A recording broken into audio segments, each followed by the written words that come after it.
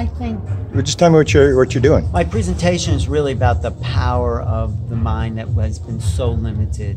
Our imagination has been so put into a box that we don't even know who we are. We don't know what our potential is.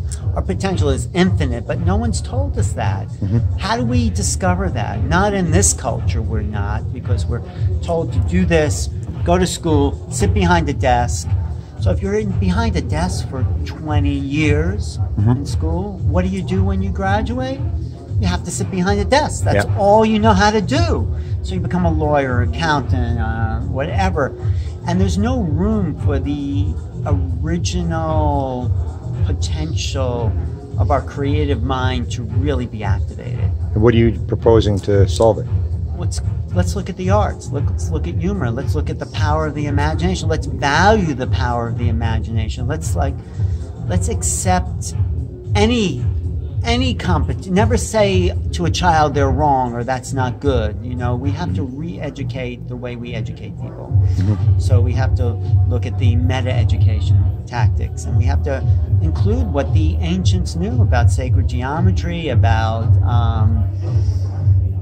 the potential of the gods that we are. I mean, I think we have a god potential that is EI is emotional intelligence. How did you get out of the box? I never was quite in the box. I'm sure if I was like born later on, I would have been put on some drugs as like hyperactive. So I don't know. And my parents were creative. You know, if you're born in that. I mean, some people are born with that creative accessibility, but everyone is. Everyone has that creative potential. Most people, though, are limited and taught how to perform for the corporate society. It's a corporate plot. Did you have any fight back as you were coming? Oh, yeah. No, my mother wanted me to go into my father's business, which had killed him, which was construction. He was a poet, though, and a creator, but he was brought up in the Depression, so he had to, it felt like he had to make money. I mean, that was his safety to and he started working at 16 as a messenger boy for this construction. And then you know, he stopped when he could no longer work because the toxins, the environmental toxins from the steel industry had poisoned him. And no one knew about environmental toxins. So actually I got into alternatives because I put my father on a holistic diet where he cut out dairy and most meats and sugars and macrobiotics, and he actually lived for 10 more years. Is that right? The doctors gave him 2 years. And I said, well, you could do the traditional way, which they're only giving you 2, or you can go macro. So he totally went for macro.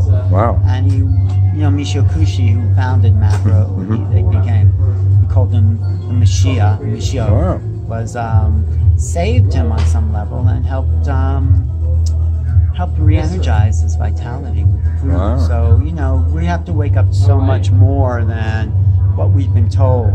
I mean, there's a slide in one of my shows which talks about the sugar industry giving this, like, maybe I can find that. Here, it's, well, there's a lot of stuff like this. Oh, here's one. They call this the, this is tucked away in your brain is a hunger switch. It's called the apostat. This is from a 1960s ad for control. It helps control the amount you eat. Sugar can help you switch your apostat from on to off, meaning if you eat enough sugar, you won't have to eat food.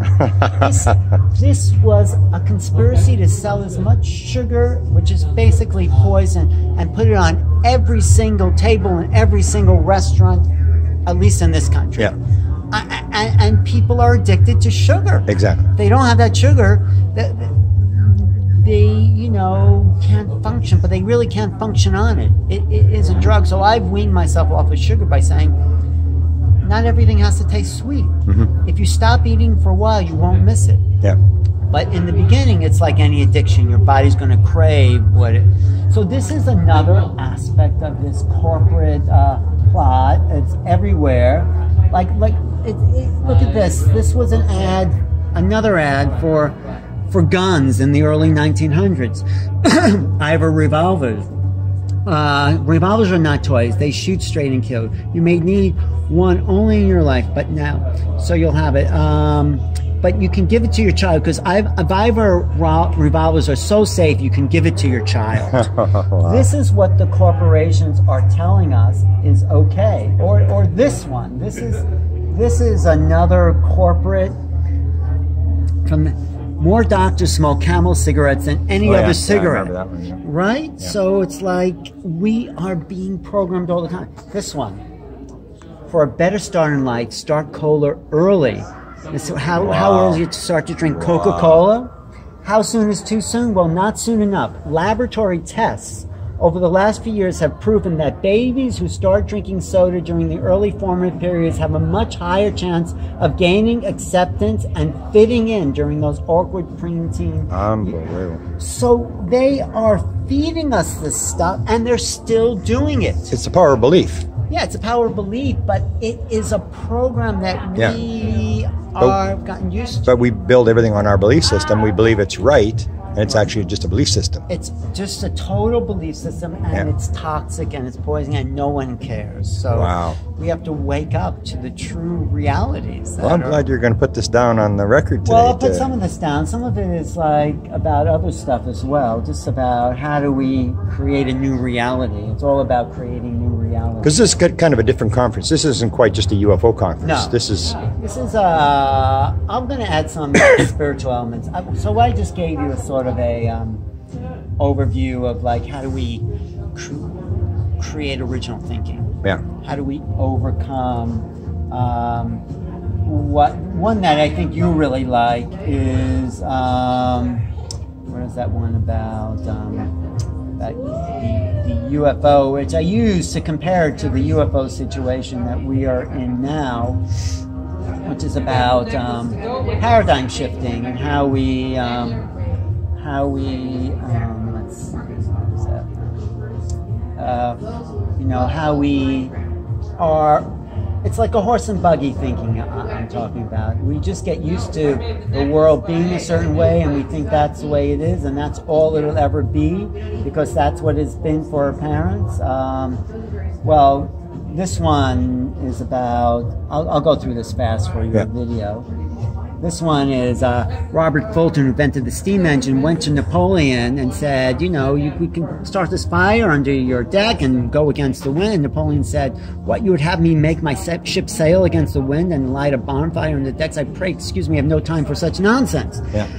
Or railroads in 1829. Railroad carriages are pulled at enormous speeds of 15 miles per hour, endangering life and limb, and passing, setting fire to crops, scaring livestock, and frightening. The Almighty certainly never would intend to travel at such breakneck speed. The telephone was originally used in the paradigm of the telegraph. So it wasn't used to have a conversation. It was just to send messages. Yeah. So when Alexander Graham Bell went to London to say, we have this new system to send messages and wire your city, he says, we have plenty of messenger boys for that. But the one that applies to UFOs is from the 1906 article in Scientific America that called the Wright brothers a pair of hoaxers. Wow. And they said, if such sensational and tremendously important experiments are being conducted in not so very remote part of the country, is it possible to believe that the enterprising American reporter would not have ascertained all about them and published them long ago? Meaning that since no one wrote about it, it can't be true, because if it was true, someone would have written about it. So no one wrote about it in a paper, no one published, and that's the same, or it's changing with UFOs. And also, in 1906, the scientist Simon Newcomb said it's physically impossible for a heavier-than-air airship to fly through, the atmosphere. So last question. Do you think the TSSA has shifted the paradigm? Yes, totally. It's the beginning of the shift. I mean, of course, it had a short news cycle, so, we need to keep at that. And, it's like when you make a hole in something, it makes a little, then you have to keep making that deeper by bringing things you're bringing out, by showing people this is mainstream. This is the most important story of human civilization, that we're not alone, and we've never been alone, and we've been influenced by a cosmic intelligence that's trying to uplift us despite our animal tendencies, our lower chakras, survival, power, greed, and the higher chakras are available to us. Wow. Just wake up to who we really are, but we're not educated to who we really are as human potential creators. So we're here to create the unknown. We can make known the unknown, then the future is open to great possibilities. So we're here to wake up, Grant. Beautiful. Thank you. Thanks for taking time from your Well, you helped me practice my